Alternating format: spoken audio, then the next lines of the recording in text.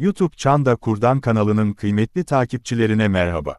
Başlamadan önce, sizden kanala abone olmanızı rica ediyoruz. Bu videomuzda, Sinop Kürtlerinden bahsedeceğiz. Karadeniz bölgesinde olan Sinop ilinin yüzölçümü, 5717 kilometrekaredir.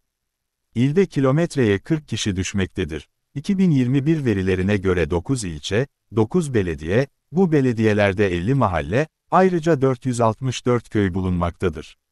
Sinop, genelde yakın Kürt tarihinde, Kürt direnişçilerinin oraya hapse gönderilmesi ile Kürtlerin hafızasında yer almış bir yerdir.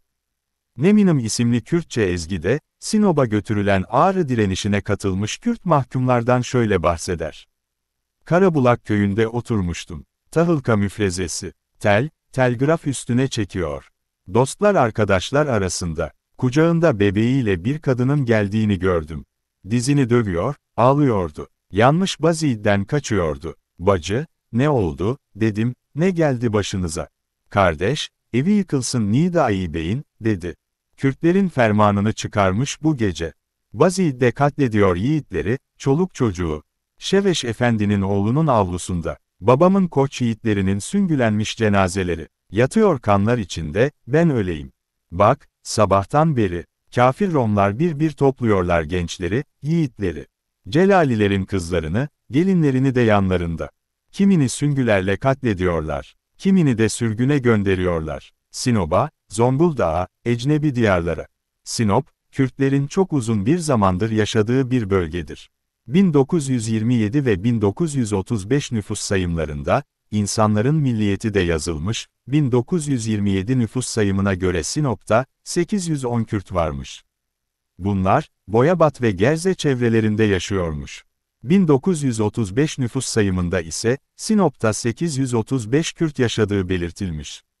1927 nüfus sayımında Kürtlerin Türkiye'deki genel nüfusu 1 milyon iken, 1935 sayımında 1,5 milyon oluyor. Ama bu sayımlara göre, Sinop Kürtleri, 7 yılda yalnızca 25 kişi artıyor.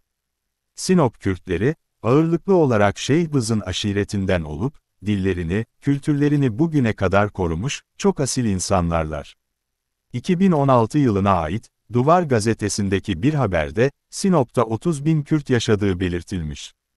Sevan Nişanyan, Sinop'ta 23 Kürt köyünün olduğunu yazmış, ancak, biz YouTube Çanda Kurdan kanalı olarak, onca araştırmalarımıza rağmen, sadece 14 tanesinin ismini öğrenebildik.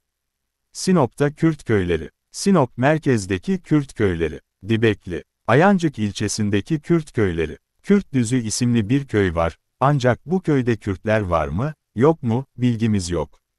Boyabat ilçesindeki Kürt köyleri, Bayamca köyündeki Kürtler, Kürt bölgelerindeki Kürtler gibi, yaz aylarında yaylalara çıkarlar.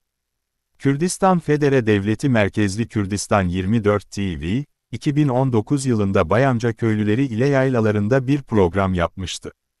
Diğer köyler, Binerli, Bürüm, Cumayanı, Saralçayı, Yeşilyurt, Yeniköy, Durağan ilçesindeki Kürt köyleri, Kepez, yeni adı Güngören, Gökçebelen, Çayazı, Olukbaşı köyü, Sinop'taki en kalabalık Kürt köyüdür. Ayrıca Durağan ilçe merkezinde, özellikle Gökırmak mahallesinde kalabalık bir Kürt nüfusu var. Erfelek ilçesindeki Kürt köyleri, Horzum, İstanbul Esenyurt, Balıkyolu ve Bağlarçeşme'de, Sinoplu Kürtlerin yoğun bir nüfusu var. Sinop kökenli olan Necmettin Erbakan'ın da Kürt olduğu söylenir. Necmettin Erbakan'ın gençlik yıllarından beri arkadaşı ve Refah Partisi'nde milletvekilliği de yapmış olan, Şeyh Said'in torunu Abdülillah Fırat, Irak Kürdistan bölgesinin başkenti Erbil'de yayınlanmakta olan Rudav TV'de, 14 Ocak 2024 tarihinde Erbakan hakkında şunları söylemişti. Şapka kanunu çıkarıldı. Ardından Erzurum'da o dönem isyanlar gerçekleşti, 250 ila 300 kişi, Atatürk döneminde idam edildi.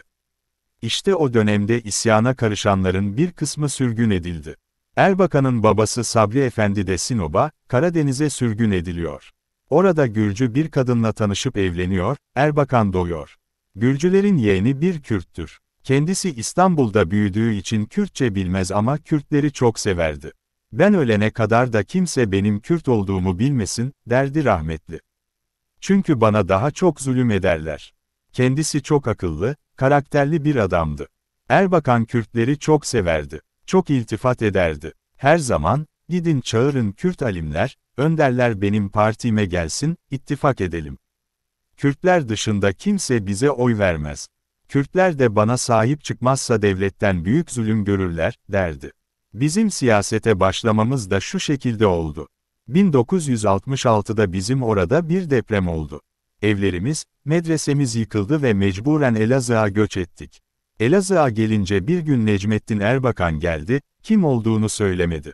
Şeyh Said'in oğlu, Şeyh Ali Rıza Efendi'yi ziyaret etmeye geldim, müsait mi? Dedi. Biz de, buyur, dedik. Şeyh Efendi'nin yanına gitti. Şeyh Ali Rıza Efendi, kimsin, kimlerdensin, diye sordu. Ben Sabri Efendi'nin oğluyum, dedi. Sabri Efendi de Osmanlı döneminde Erzurum'da kadıymış. Şeyh Said Efendi ile Sabri Efendi çok yakınlarmış. Şeyh Said Efendi onu çok severmiş. Büyük bir alimmiş. Şeyh Said Efendi Erzurum'a geçince o sürekli gelirmiş, sohbetlerine iştirak edermiş. Şeyh Ali Rıza Efendi çok mutlu oldu. Ne yapıyorsun, diye sordu. İstanbul Teknik Üniversitesi'nde doçentim, ticaret ve sanayi odasına girmek için geldim, onun için geziyorum, dedi. Abdülillah Fırat ile yapılmış röportajın tamamını, Rudav TV'nin sosyal medya hesaplarında bulabilirsiniz. Başka bir Sinoplu da, Rıfat Horoz'dur. İŞİD, Kobani'ye saldırdığında, Sinoplu Rıfat Horoz, sınırda nöbet tutmuş. Daha sonra, sınırı geçerek, gidip savaşa katılmış ve 2015 yılındaki bir çatışmada hayatını kaybetmişti. Rıfat Horoz, Fırat Haber Ajansı'ndan Rojin Akın'a verdiği söyleşide kendisini, adım Karker Kobani, 60 yaşındayım, Sinopluyum yani Diyojen'in memleketlisiyim, sözleriyle tanıtmıştı. Siyasihaber.org'un aktardığına göre, Kobani'ye destek amacıyla düzenlenen insan zinciri eyleminde, açılan ateşle öldürülen Kader Ortakaya'nın, uzun süre kaldığı Mısıntır köyünde, Kader Ortakkaya Kütüphanesi ve Arin Mirkan Devrim Şehitleri Müzesi'nin kurulmasında büyük rol oynayan Horoz, Kocaeli'deki evini de Türkiye'ye göç eden Kobanili bir aileye vermişti. Karker Kobani, kod adlı Rıfat Horoz nöbet eylemi sürecinde İMC TV'ye, Kobani benim için devrimin inşası, bilimsel sosyalizmin inşası. Sosyalizmin altyapısının burada atıldığını görüyorum, demişti. On Ediyor internet sitesinde kendisi hakkında şu yorum yapılmış.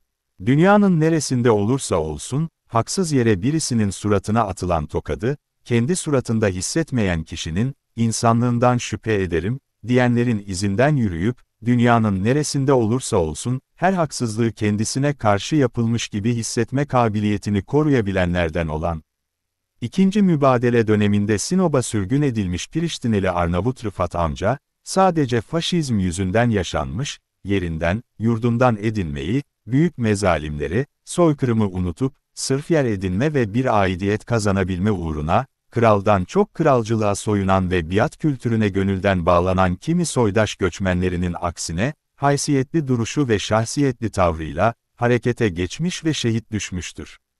Allah'tan rahmet, ardında gurur duyulacak kişilikli bir kimlik bıraktığı yakınlarına da başsağlığı ve sabır dilerim.